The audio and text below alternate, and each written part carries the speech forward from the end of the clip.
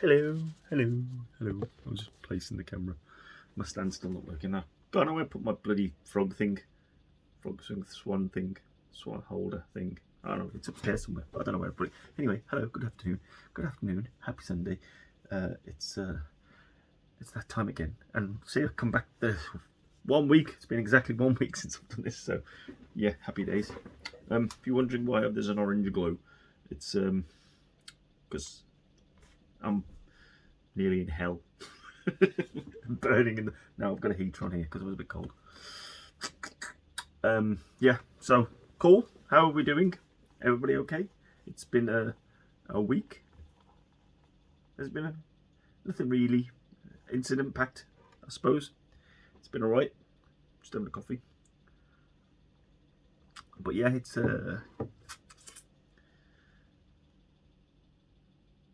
again, I suppose there is. I've got so much shit in my pockets. I don't understand. Yes. What was I going to talk about? There was one thing I was going to talk about. But I'll come to that. I'm just sort of doing my shitty introduction first. Welcome to the dungeon. Welcome to another week of me just seeing how long I can talk for. Because that's pretty much what it is. It's just me talking. I don't know. 20 odd people, 20 odd views. So somebody might watch something and get something out of it. I don't know. Doesn't matter. It's not about the views. It's just about me getting my thoughts out. That's what a lot of it is. Just getting stuff out. I want this to burn my chair. Turn the bottom one off. That made no difference. Okay, we'll turn that one. And we'll see. If it starts smoking here, just tell me. The steam, that's from the coffee. It's on this side. It's because my mug's broken. I had a really good mug. World's Best Dad. I don't know if you remember it from back in the day. And I like a big mug. And as the boys don't drink hot drinks really, or very rarely, I get the 13. So I'm once again a teenager, or at least I act like one. And one of the things I was thinking about, it was just because I was having a conversation. I've had this conversation a couple of times recently, and I've had it loads of times in the past. And it was just like very recent, like today, I've kind of touched on it as well. I've got some sticky in my hands. Dirty boy. Was about gauging your audience. I always say this to people. So, you know, when you work, I might have mentioned it before. When you work somewhere, or when you make new friends, get to know people, it's gauging your audience. It's basically where, especially with me, it's where you can push things to. Well, there's certain things you can say to certain people, and it's where you can push that. Where's the line? Because everybody's got a line, and there's certain. But it's for you to know. Because you'll say stuff, and then it doesn't have to be to the knuckle every single time, but it's like you have to kind of increments.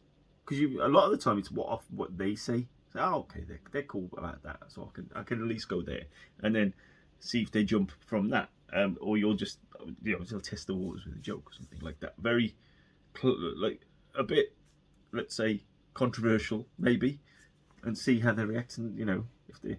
And I mean, I've fallen foul of it plenty of times before. Where I probably pulled up on it, whatever. But generally, I'm pretty good, I would say, about gauging where I can push things to. I do think about it a lot. I send it out.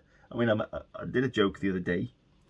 I thought of a joke the other day while watching Bake Off, and there's only one person I could send it to who I knew would get it and would not be offended by it and actually laugh.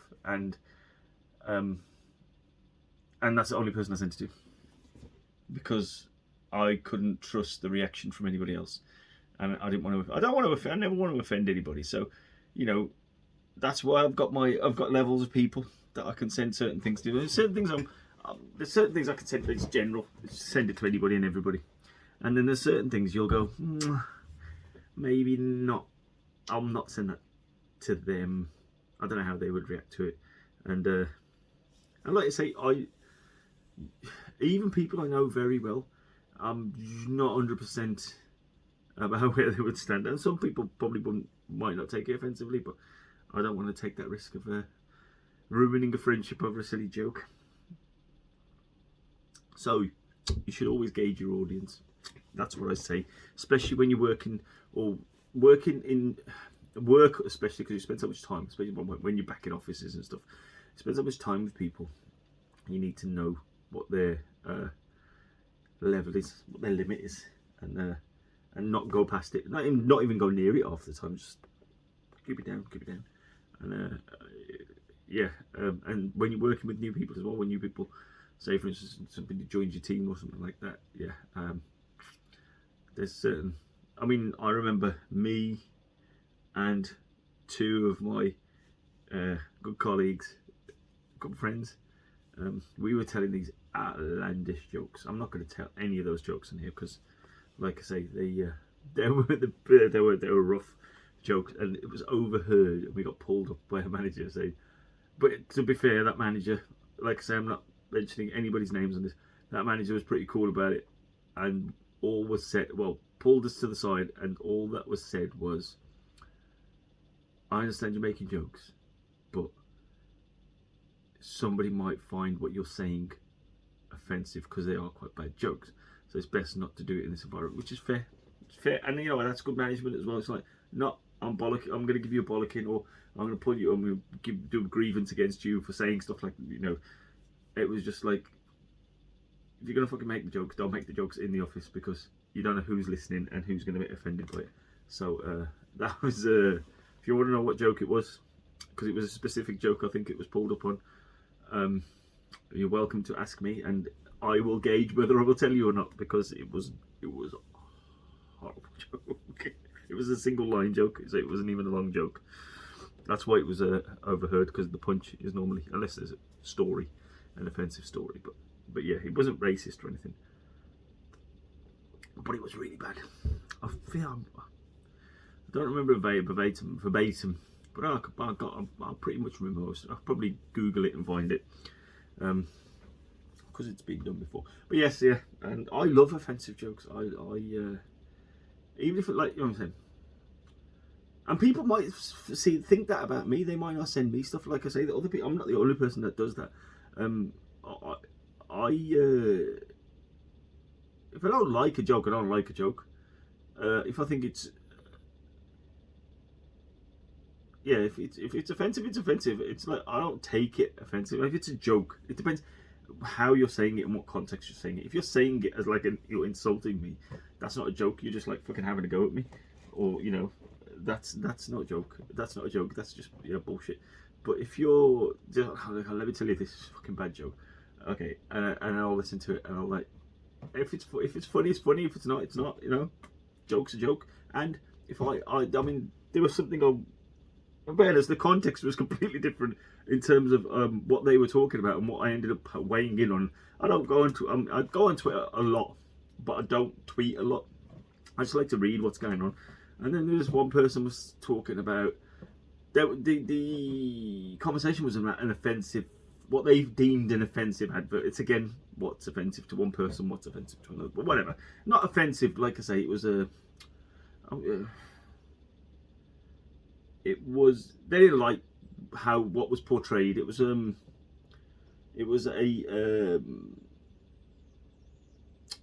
Diwali advert, and they were advertising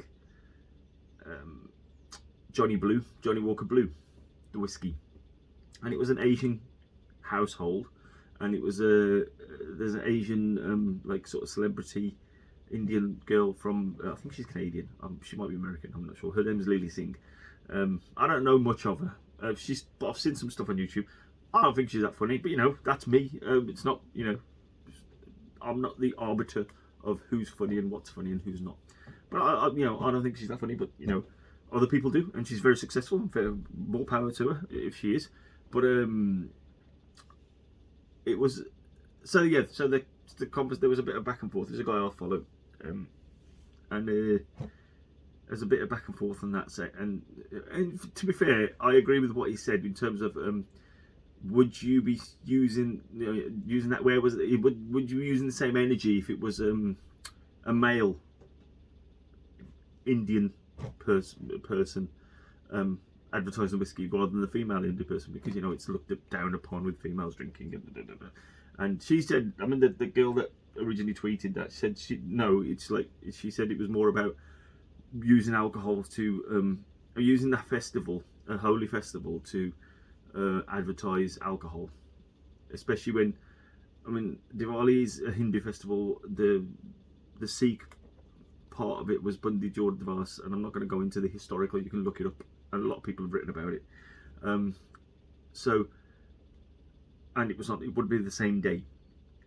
So they said that you should, to consider that Sikhs or Hindus don't drink as religiously. I mean, obviously within Punjabi culture and within certain parts of Hindu culture, or not Hindu culture, is it Indian culture, let's say, people do drink. I mean, obviously there's drink all over India, but the festival in itself is a religious festival, and which is a fair point what you're saying.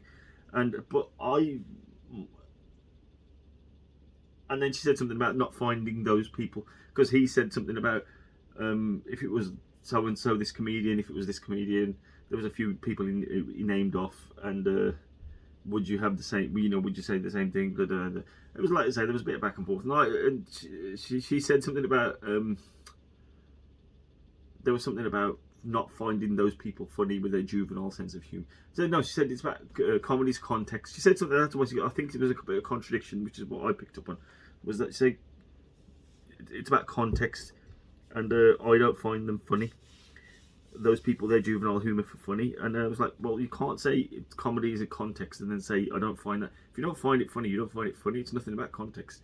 It's about what you find funny. You like I just said, I'm not the arbiter of what's funny. You're not the arbiter of what's funny. Two of the people that she named, I'm a big fan of.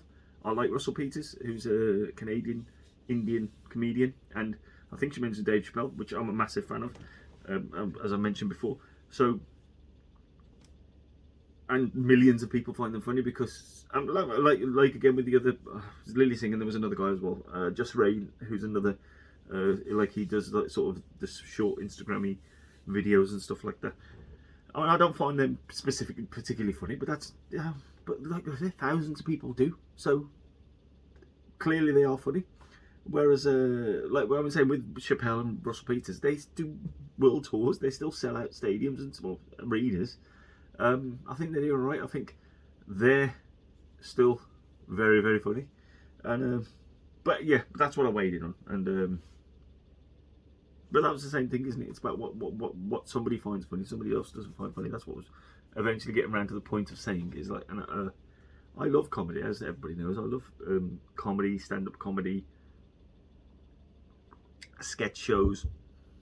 Remember Goodness Gracious Me? I used to love that show. That was if you didn't know what it was 4 Indian comedians who did and it was like the first.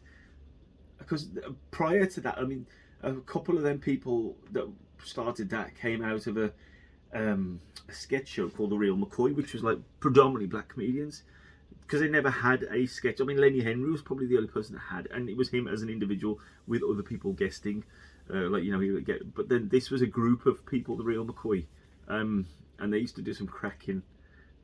And that was before, like I say, that the offshoot of that, I think, was Goodness Gracious Me. Like, well, we can, if the black comedians can do it, these Indian comedians can do it as well. They're good enough, they're funny enough, they got good writers, and it was a successful show. And it was like, and what was good, it was with both of those shows, it crossed.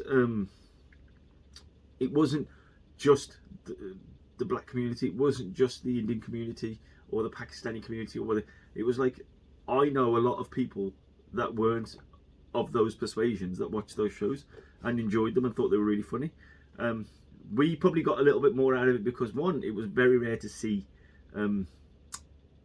Indian and black comedians having a centre role, because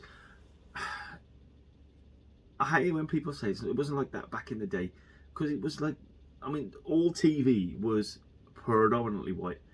You don't understand when we were growing up, and if it was like an Asian I think there was on BBC Two, Network East used to come on like for an hour on a Saturday morning or a Sunday morning, and we'd all used to watch it. Everybody would watch it because it was like we don't see Indian people on TV, so nobody really understood half the stuff that they were, if you, I mean, not understood, cared about half the stuff that they were talking about sometimes, but it was just the fact that there was Indians on TV, and if Channel 4 then started doing they used to put Indian films on, like some of them are old classic films, and it was like, and they would have to put, I mean, you're looking at a 3-hour film minimum, and they would have to put some time out in the schedule just to put these Indian films, but we would all watch them, even though we'd seen them before. It's because they were on telly, and we never used to have that. So it was different back in the day, because it was very rare to have an Indian character or a black character on a TV show. This is just talking about British TV.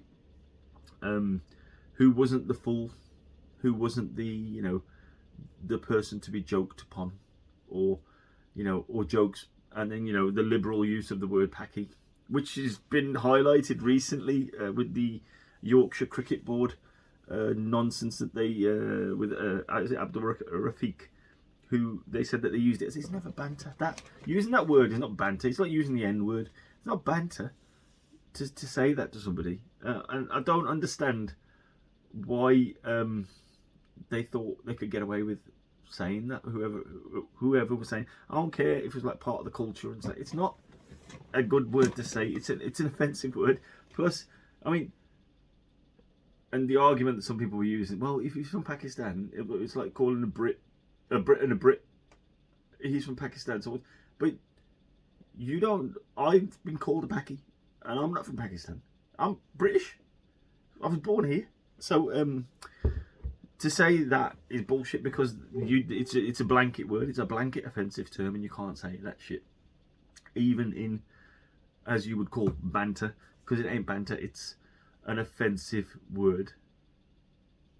Oh, but you can say it to it. I don't say it to people. I might have in the past, but yeah. I'm trying to think of the last time I was called it. It's probably when I was in the shop. Yeah, it was gone back a bit. It's been a while now. I might have been called it behind my back. But yeah, it's like just you see an Asian person, and then I'm talking Asian, South Asian, and that's the blanket term that they would say as the offensive word. So it was the equivalent. So you have to say it's the equivalent of the N word to any South Asian.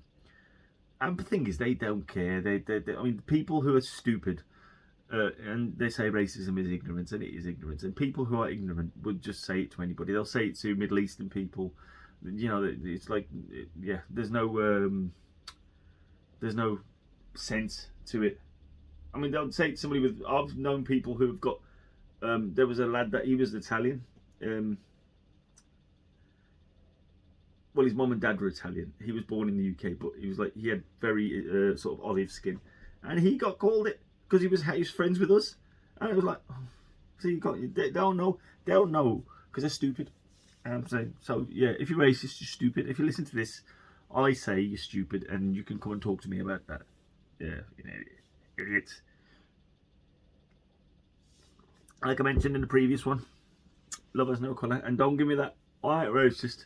Because I got a black friend. Oh, well done, sir. Well done. You must be the bastion of non-racism then, because you got a black friend, you can say whatever the fuck you like. Fuck out of my face with that bullshit. I used to love that argument. I'm racist because okay, of course you aren't. I would think of a great metaphor for it, but I can't think of one now. If it comes to me, I will say something. But yeah, that's one of the things that still to this day it annoys me, that people are racist. It's like you've lived together for so long, and you know what? It ain't. I would say I would put a lot of it at the media and the ruling classes, let's say, because they like to divide people, and because once they divide people, they can target people with to get their votes, to get their money, to get to to get their views. It's like, and are like that, the division, and I see it a lot. I mean, and I will, on, like, especially on Twitter, I will, or on Facebook, I'll go into look at the comments below. I mean, the MP, I think she's a Coventry MP, Zara Sultana, or something, whatever, you can look it up. But she's, well, I think she's the youngest MP. I think she's only 28 years old. She's the youngest MP in the Parliament, and she was off, I think, for bereavement leave. I think a member of her family passed away, and she came back and she tweeted, "This is one of the emails I received on my logging back on," and it was like literally somebody just saying that you don't belong here. You should leave the country if you don't like it. Blah blah blah. This and that. It's racist. And then, but look at then you look at some of the, if you Google, like I say, tweet, just searched her name, and then there's people will just, there's horrible people, and I don't know why I do it. I think it's there's a curiosity, there's a morbid curiosity, I think it is, and I will look at and then I'll probably read about 5 or 6, and I'll go, why am I looking at this? Because it doesn't make me feel any better, and then I can only imagine if they look at it and think, how does it make them feel? But it doesn't make me feel any better, and then I'm like, I'll go look at something and go, forget it.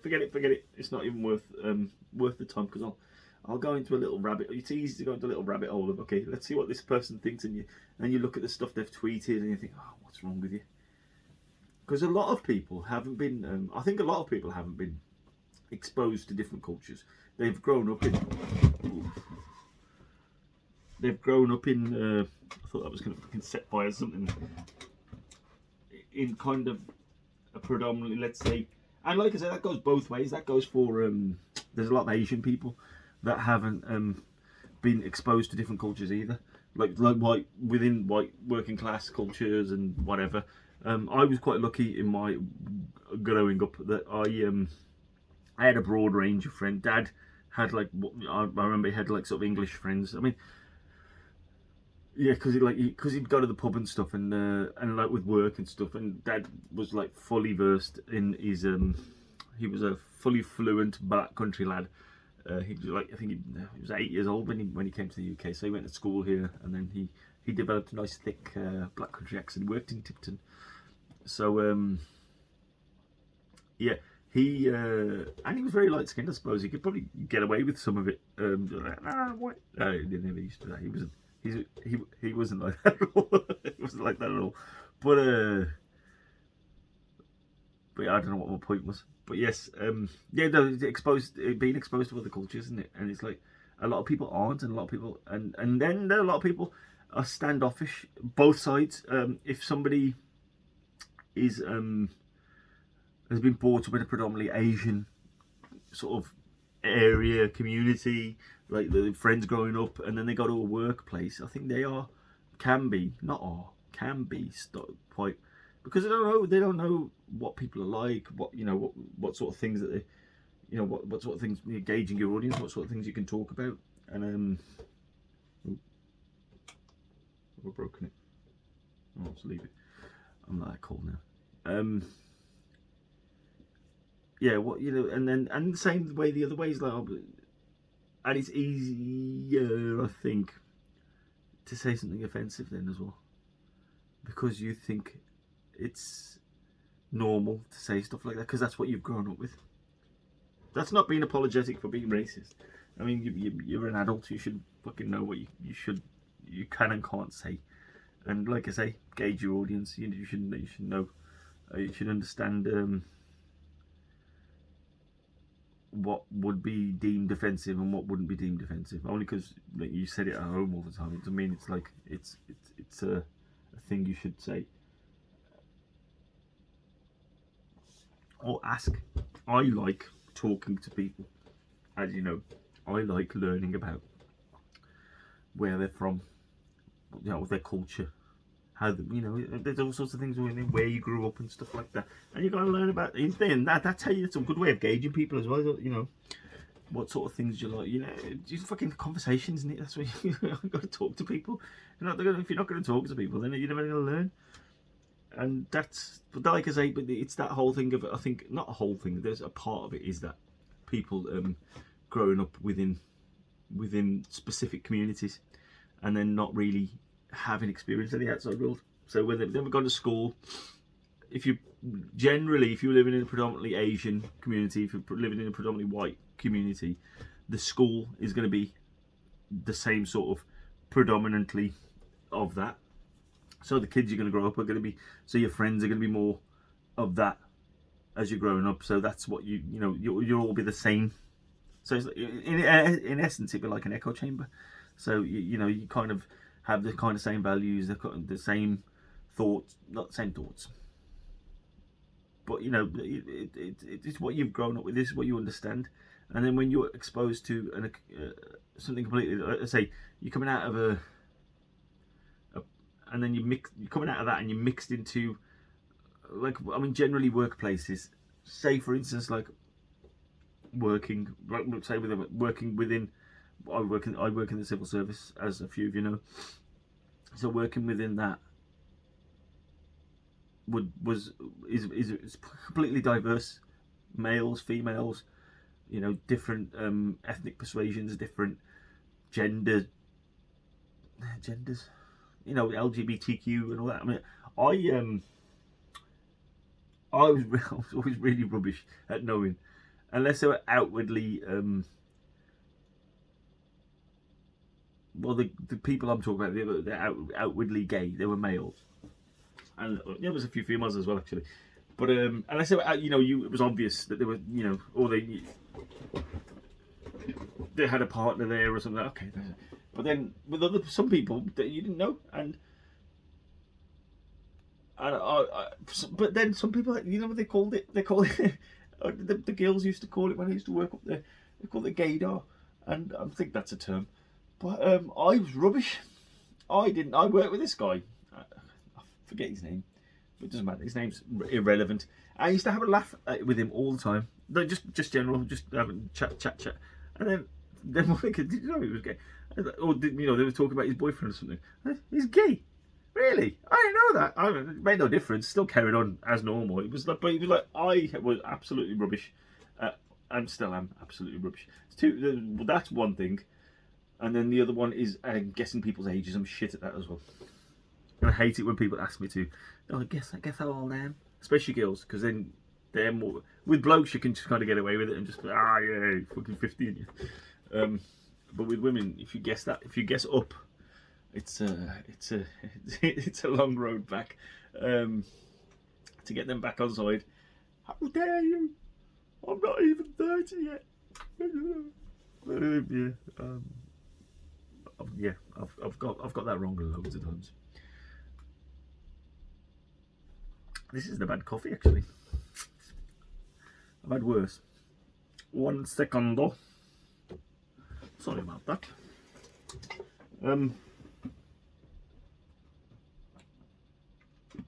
This is weird. This heat.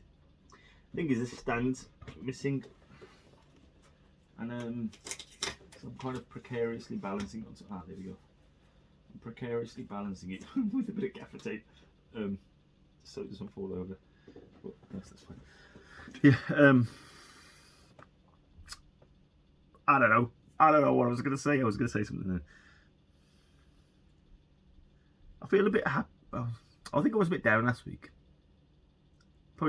Probably came about with my jumble of words. I don't know. Half the time, the thing is, sometimes you don't know why you're down. I was like, I feel shit. I don't know, but I don't know why. It's hard to understand sometimes. Your brain's a bit weird. I think some of it is talking to people is good, but it's like it depends what sort of talk it is. If it's like you're helping them out, and I do that loads to my detriment sometimes, because I was told that I'm an empath, and I take feelings on from other people, and that's always so you kind of, even though it's not your problem, you kind of bring it on. Now, I think some of it's this worry about what's wrong with me. Plenty wrong with me. There's like serious multiple concussions. That's why my brain's fried. This is not flattering. This light, I'm just looking at it. It's like, it's causing a shadow. It makes my eye. It makes his eye look closed. It's not closed. Look, it's open. But it's like that thing. I don't know what it's doing. Ah well, it's keeping me warm. It looks like a black eye. Look, see, look, my eye's normal. It's just a boop, boop. But yes, oh fuck! This is how quickly I distract myself. Yeah, wondering why. This is me trying to remember what I was going to say. Editing.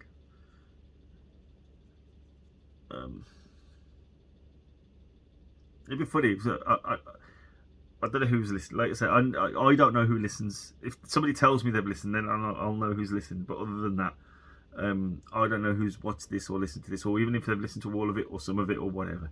But I can. If it was me, I'd be shouting at my phone or whatever I was listening to on, going, "You were talking about this, you fucking idiot."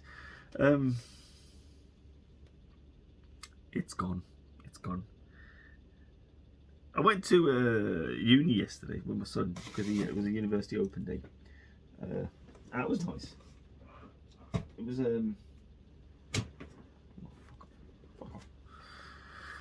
yeah, it was it's interesting. Like I say, somebody asked me, wow, that must feel that must be mad to think that one of your sons is looking at universities now. And I was explaining this to somebody not long ago, and you know who you are.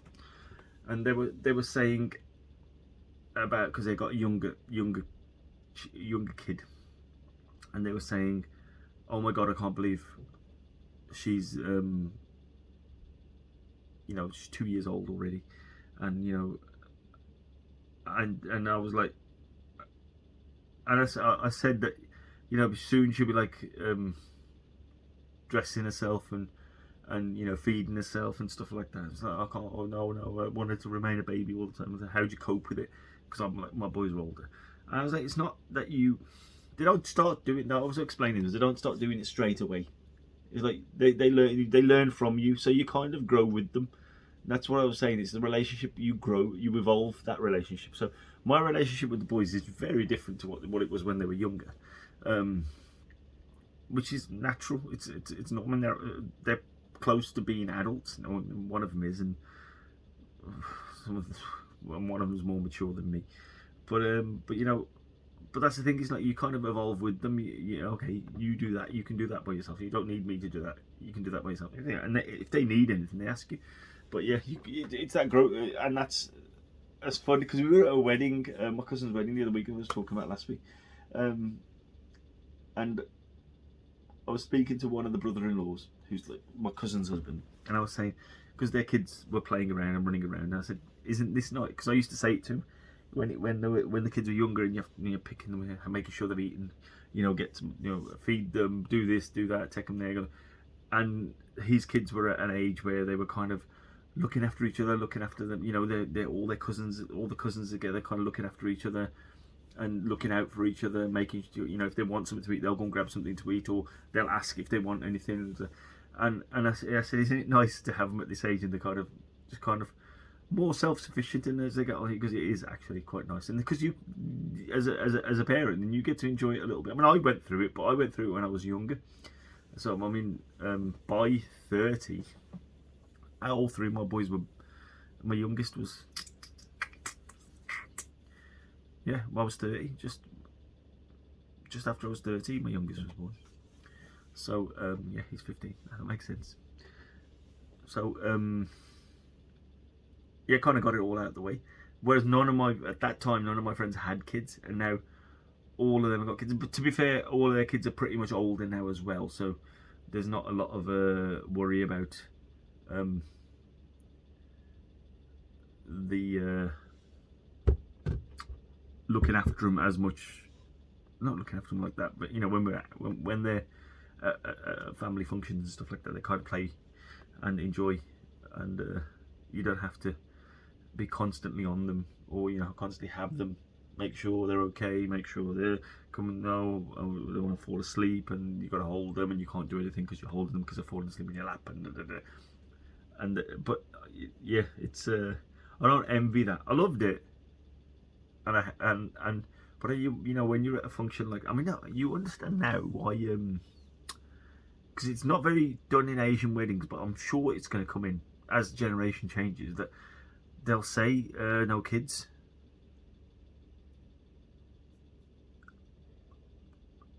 I don't know how I feel about that, but then my kids are older, so I don't have to worry about that. It's like, no, but there's no like toddlers and stuff like that. But I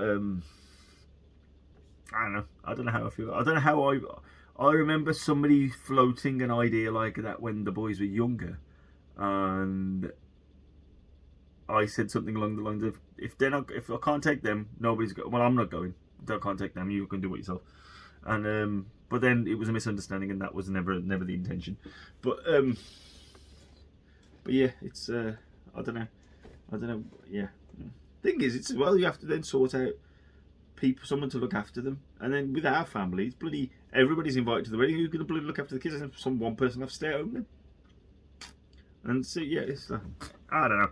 It's a slippery slope, isn't it? It's things are changing, weddings are changing, people are changing, everything's changing. Everything changes but you.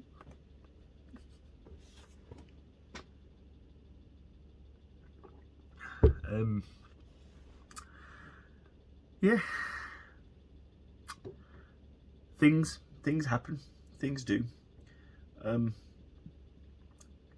like to end on a lighter note, but I can't think of anything light to end on.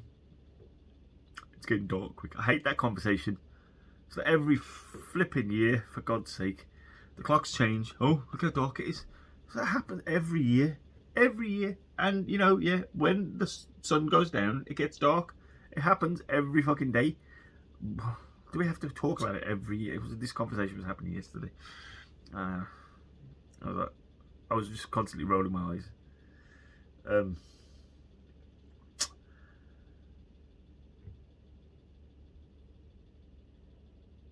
I haven't paused. That was my face. I feel there's something I need to get out, but I can't think of what it is. Or there's something I wanted to mention. My mention is normally goes on 5 minutes, and I'll lose my train of thought. But yeah, I feel a bit. I've been training the boys. That's been fun. So we've been doing like boxing training and on the pads in here, and then some cardio stuff as well with it. Well, the boxing is the cardio, but you know, like doing some weights and doing the bits. It's quite nice to train them, because I can't do much myself with this thing. Hopefully, like that was what I was saying. I was worried about myself. I think that was. See, it came back to me. So yeah, last week I think I don't know why. I was a little bit worried about what if there's something seriously wrong. And it's easy to fall into that. It's like when you Google, you know, I've got a pain in my head, and according to Google, or according to the search, you're going to have a brain tumor, and you're going to die in 3 seconds. As soon as you close this tab, you're going to die.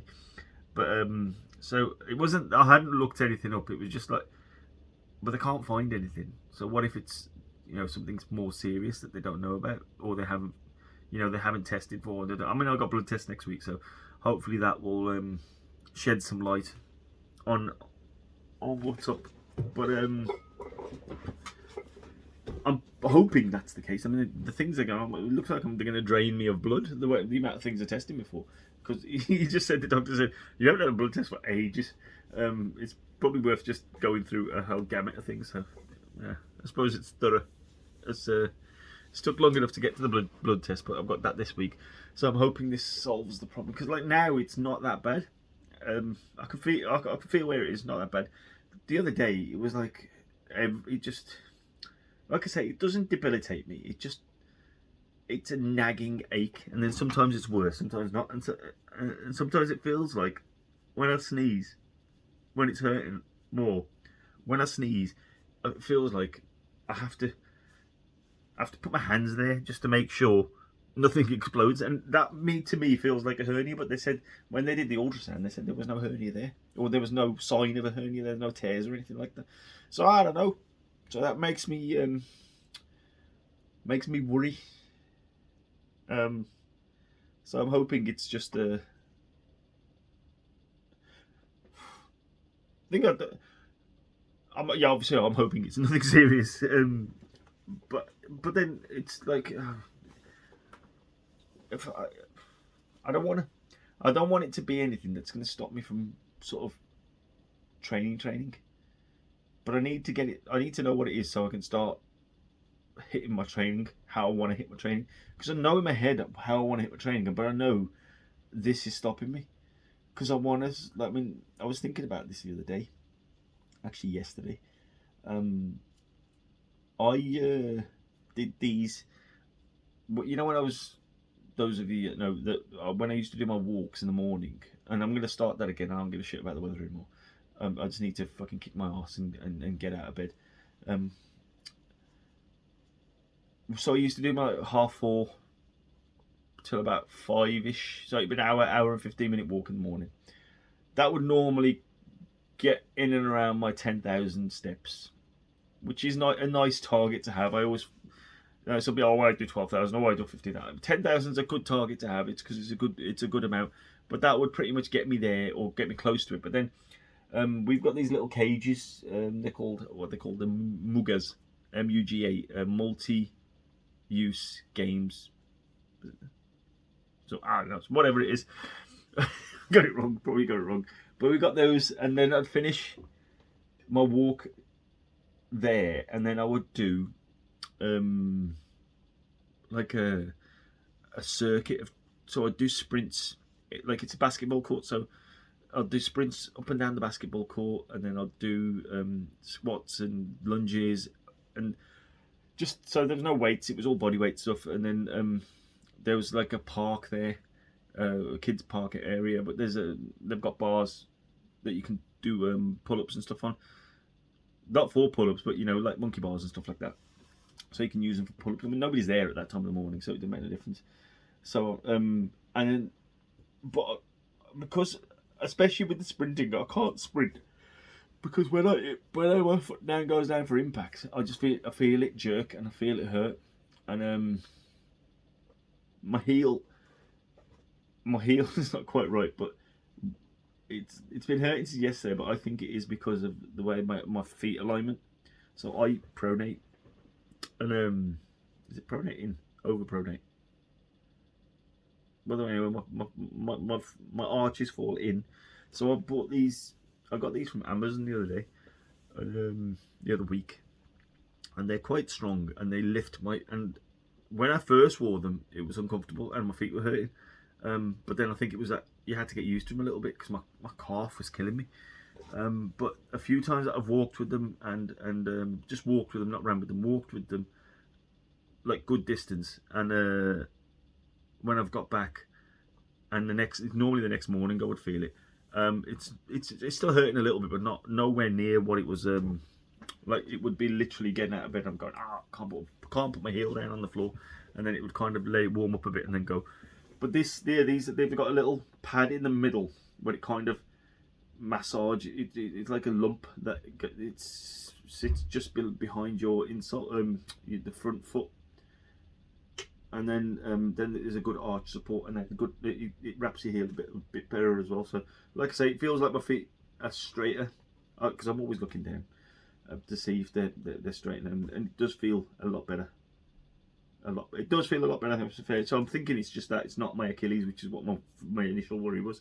It's like I think it was something about the alignment and something about the that because I get plantar because it's only on one foot. I get that plantar fasciitis to where your tendons short and it needs stretching out, and it feels like your foot's tearing apart sometimes. But that's a combination of that and the alignment. I think made my heel worse. But it feels better. Both of those things feel better now. So hopefully, fingers crossed, and all that. So I've rambled on for 45 minutes. I've spoken no sense whatsoever. I'm not. what was that? I'll know what I'll call it. So I will be back next week. I don't think there's nothing. Saturday I'm busy, but Sunday I think I'm free. So I will be back next week, and I miss you all, and hopefully I'll catch you soon. Love you, especially you.